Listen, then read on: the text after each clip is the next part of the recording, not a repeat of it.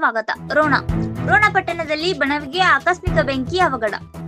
ರೋಣ ಪಟ್ಟಣದಲ್ಲಿ ಬಣವೆಗೆ ಆಕಸ್ಮಿಕ ಬೆಂಕಿ ಅವಘಡ ಘಟನೆ ನಡೆದಿದೆ. ಈ ಬಣವೆಯು ಬಸಪ್ಪ, ಅಮರಪ್ಪ, ಕಿರೆಸೂರ್ ಬಣವೆಗಳು ಎಂದು ಮಾಹಿತಿ ತಿಳಿಯಿತು.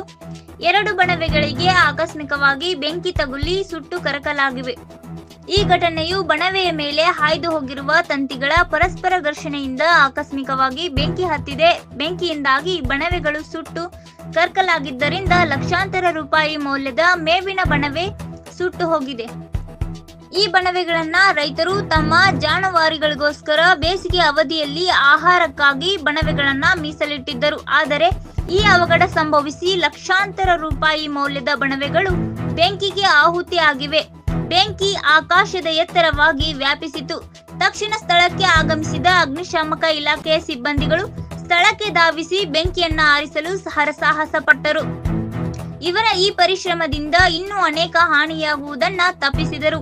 ಈ ಸಮಯದಲ್ಲಿ ಅಗ್ನಿಶಾಮಕ ಇಲಾಖೆಯ ಮುತ್ತಣ್ಣ ಪ್ರಧಾನಿ, ಅಶೋಕ್ ಹದ್ಲಿ, ಶಿವಲಿಂಗ್, ಮೇಲ್ಮಟ್ಟ ಅಗ್ನಿಶಾಮಕ ಚಾಲಕ ಪ್ರವೀಣ್ ಹೊಸಕೋಟೆ, ಎಪಿ ಪಾಟೀಲ್, ಹನುಮಂತ ಕಟ್ಟಿಮನಿ ಇತರರು ಬೆಂಕಿ ಆರಿಸಲು ಶ್ರಮಿಸಿದರು. ಈ ಸಮಯದಲ್ಲಿ ರಮೇಶ್ ತಲೆಬಡ್ಕರ್ ಈ ಯುವಕನು ಅಗ್ನಿಶಾಮಕ ಇಲಾಖೆಯೊಂದಿಗೆ ಕೈಜೋಡಿಸಿ ಬಣವೆಯ ಬೆಂಕಿಯನ್ನು ಹಾರಿಸಲು ಸಹಾಯ ಮಾಡಿದನು. ವರದಿ ಎಸ್ವಿ ಸಂಕನಗೌಡ್.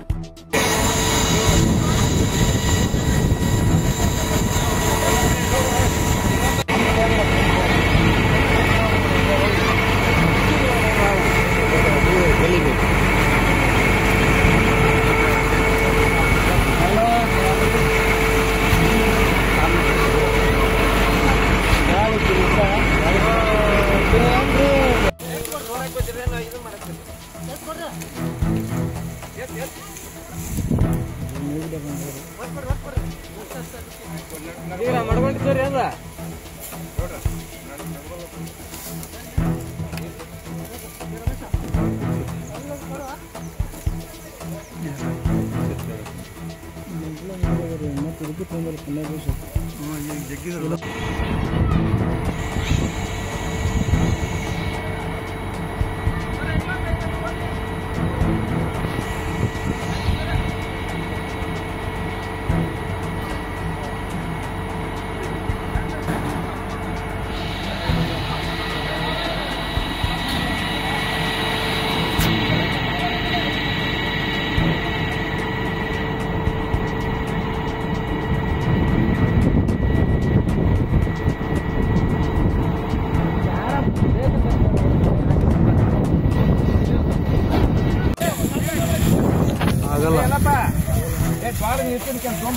ಇದು ಆಗಲ್ಲ, ಅದು ಬರಂಗಿಲ್ಲ. ಇನ್ನ ಮತ್ತೆ ಈ ಕಡೆ ಹತ್ತಾಗತ್ತ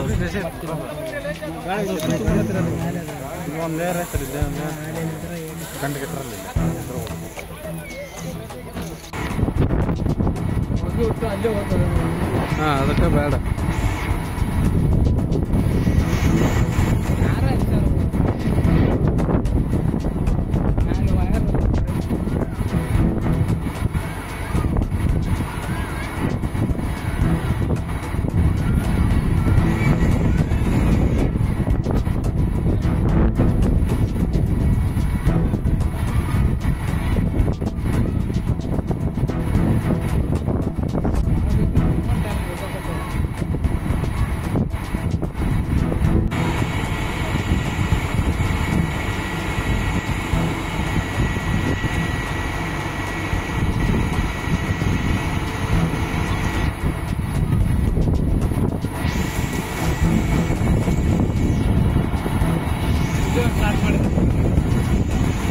ಒಂದ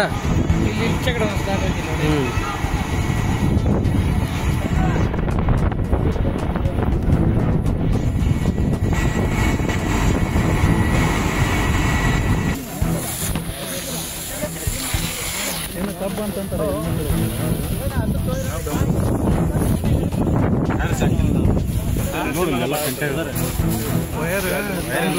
ಸೌಂಡ್ ಬಂತ